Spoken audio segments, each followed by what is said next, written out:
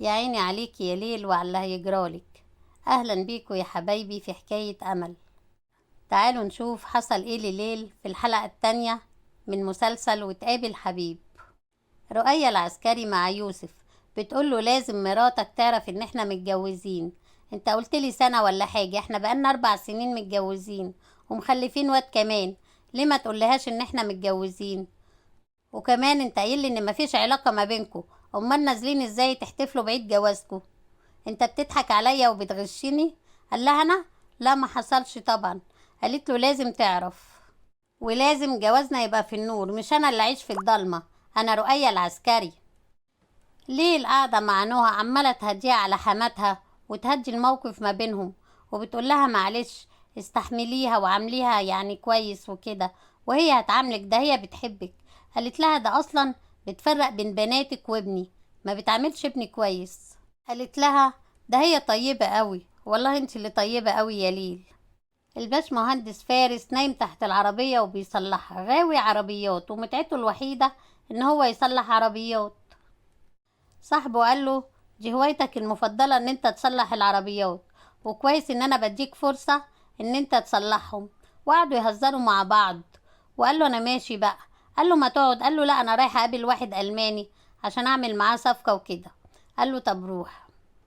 جوجو خدت ليل وراحت للدكتور قريبها، مش عشان تتابع الحملة عنده لأ، ده عشان ينزل لها الجنين. عشان يوسف قايل لرؤية العسكري ان مفيش علاقة بينه وبينها، لكن لما تعرف انها حامل هتعرف ان في علاقة وهتقلب الدنيا، فلازم ينزلوا الجنين عشان تفضل رؤية فاكرة ان مفيش علاقة. ما هو يوسف وامه مش سالكين.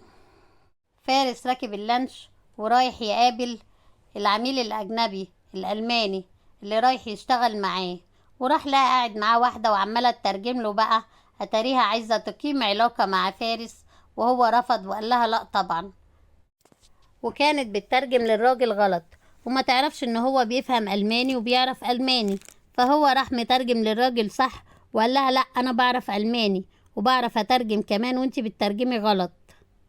المهم خلص معاهم وسابهم ومشي. وفارس ماشي قابل اخت رؤية العسكري واللي بتحبه وبتموت فيه، وقالت له انت ليه ما بتكلمنيش؟ انت عارف ان انا ماليش اصحاب وعايزه نبقى انا وانت اصحاب. مش سهله ابدا، اختها خطفت اخوه وهي عايزه تخطفه. قالت له ايه رايك نتجمع مع بعض الليله دي ونلعب مع بعض، انا وانت ويوسف ورؤية؟ قال لها ان شاء الله ربنا يسهل، بس ابعدي عني بقى عشان انتي جامدة قوي وانا مش هقدر اقاومك. قالت له ماشي، وقعدوا يضحكوا. ليل عاملة عشا عشان خاطر عيد جوازهم وعازمة فيه العيلة كلها، وقاعدة هي ومامتها واختها يحضروا الاكل. كانوا بيتكلموا عن فارس اللي كان مسافر برا، واختها كمان كانت مسافرة برا وكانت متعرفة عليه هناك هو ومراته، وكانت بتكلمهم وتقابلهم هناك.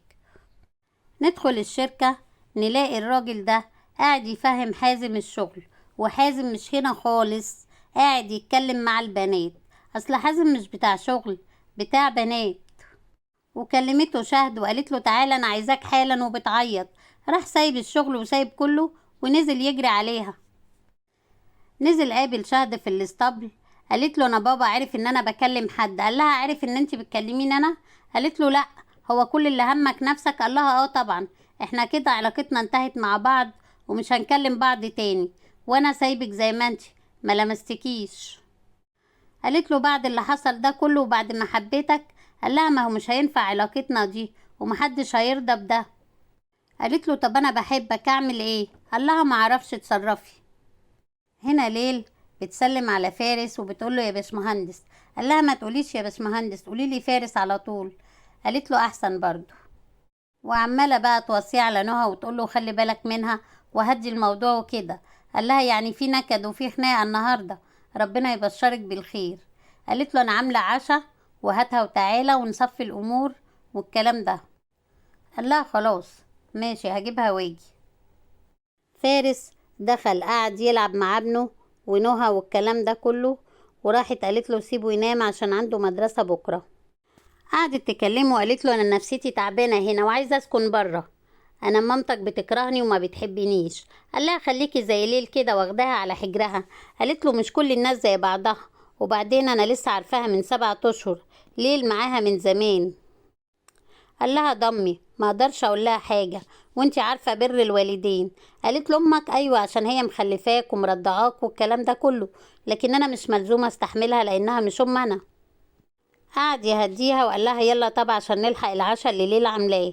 وراحوا مع بعض العشاء، قاعدين مع بعض يتعشوا كلهم، ابو يوسف وفارس وحازم وامهم وليل وامها واختها. وجوجو قاعدة تشكر في ليل وأكل ليل وتربية ليل، وقاعدة تغيظ في نهى. ما هي الحما لما بتحط مرات ابنها في دماغها يلا السلامة. مامة ليل قالت ده أنا فرحت قوي لما سمعت إن هي حامل. قالوا إيه ده؟ هي حامل؟ مبروك.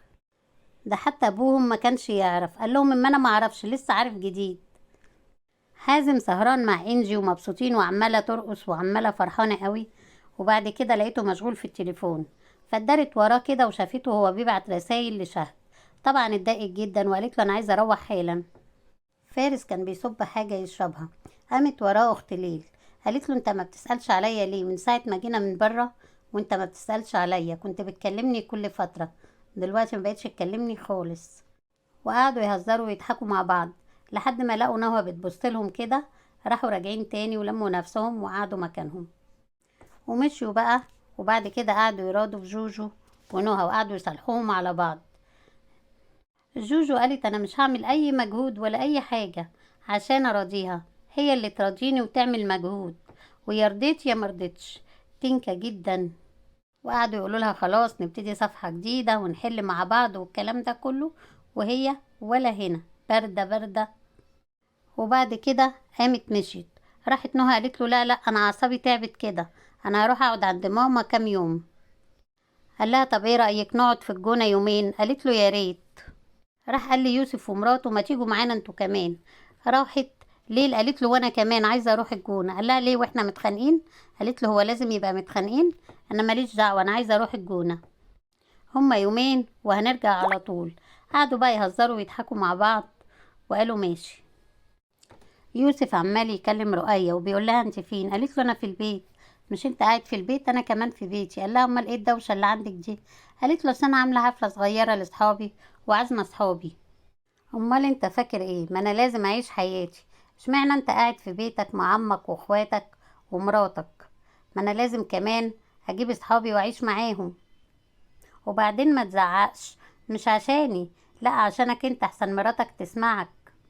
وانت يا حرام بتترعب قوي من مراتك. قال لها مين اللي عندك؟ سيف الروبي عندك؟ قالت له ما كلهم سيف الروبي، كلهم معجبين بيا. قال لها لا قولي بجد، سيف الروبي عندك؟ قالت له ايوه عندي، عايز حاجه؟ قعد بقى يزعق وقعد يقول لها ماشي انا هوريكي وما اعرفش ايه. راحت ليل داخله عليه لقيته بيزعق. وانتهت الحلقه على كده. ما تنسوش اللايك والاشتراك في القناه وتفعيل زر الجرس. تستنوني في الحلقه الثالثه من وتقابل حبيب.